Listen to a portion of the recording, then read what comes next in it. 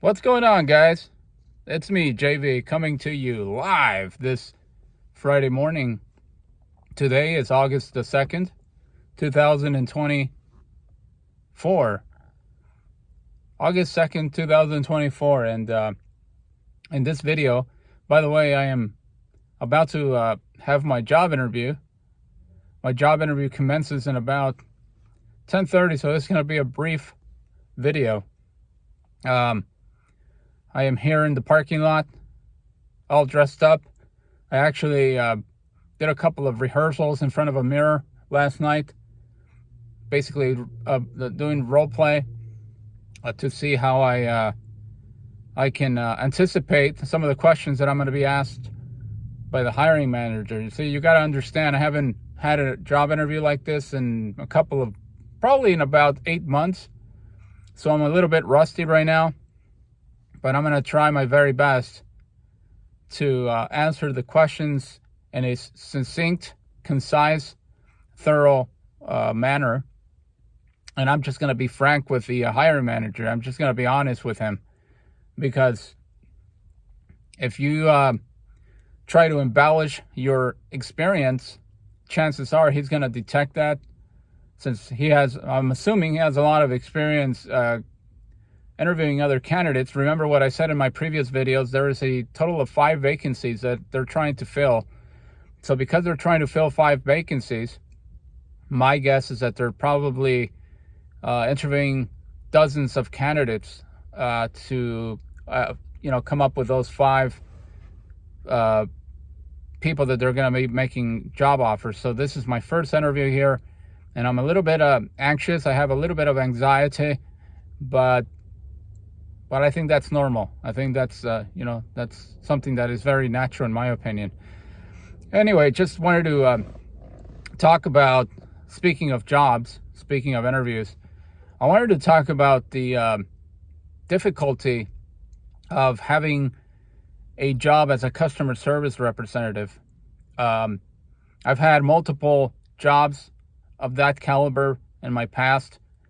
I've worked in the banking industry, I've worked in the finance industry, and I've worked in that capacity of fielding incoming calls from customers.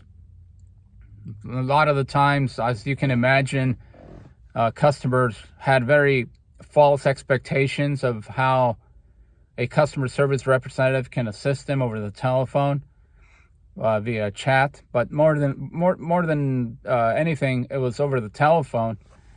And it was a challenge for me because I am a natural introvert.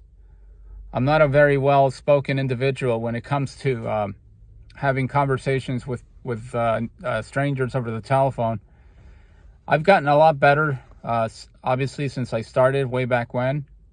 But back then, it was my second job out of college. Didn't have any customer service experience. Didn't know what I was getting myself into. And it was a challenge. The expectations that some of these customers had were very unrealistic. They would want you to break the rules of the company in order to meet whatever it is that they were trying to achieve in the telephone call. And a lot of the phone calls were coming in rapid succession. So we had a very long queue of customers that were on hold, and there were simply not enough customer service representatives to field those phone calls. So these were rapid fire calls that were coming in. You had to obviously toggle with multiple systems. You had to multitask.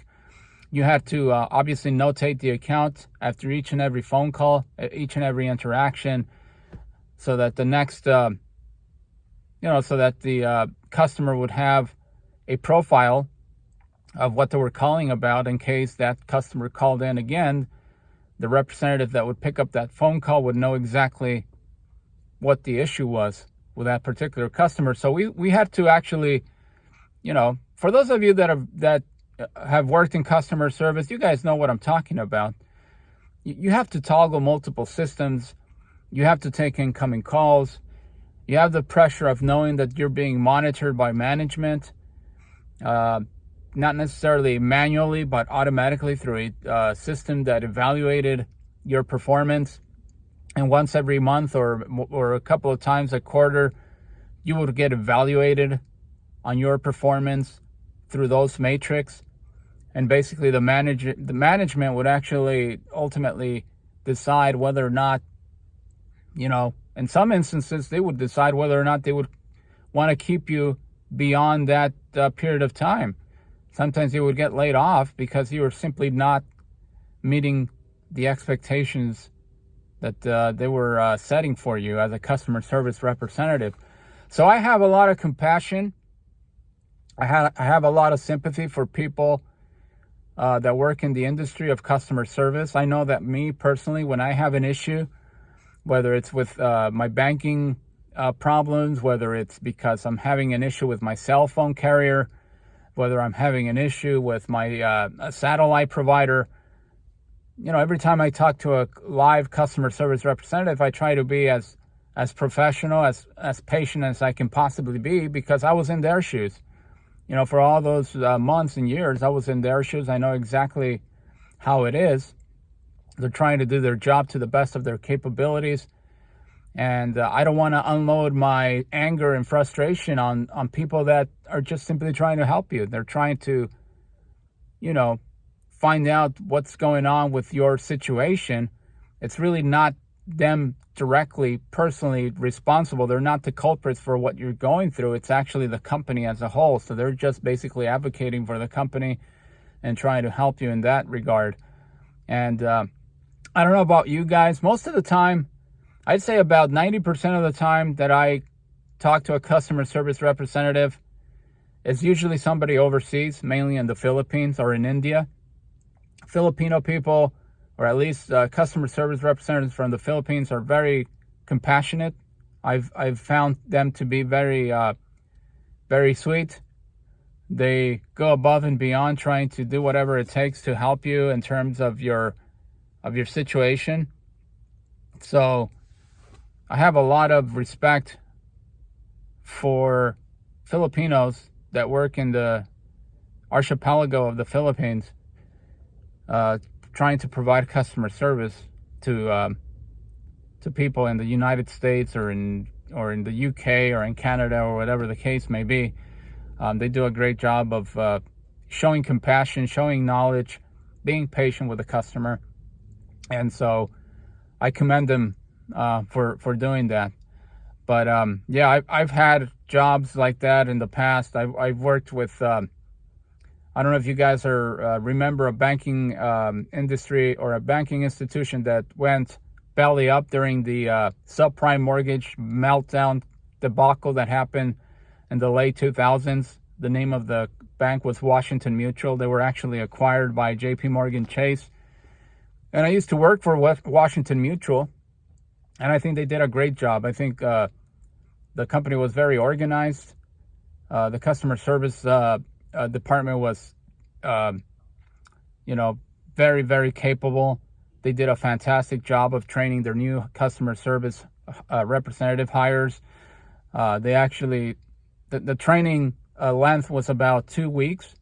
So it was a very thorough, very deep and analytical type of training that they provided you with. So you didn't even have to have previous customer service experience. They basically provided you with everything that you needed in order to perform at your job. Unfortunately, the company got basically went belly up. I mean, went bankrupt, and they and they have to be rescued by JP Morgan Chase. So that's the reason why I got laid off.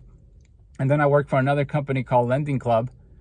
Lending Club basically is a company that provides borrowers with the opportunity to lower their interest rates, and they give people the opportunity to invest their money in the company so that they can use that money and lend it to borrowers that want to get lower interest rates.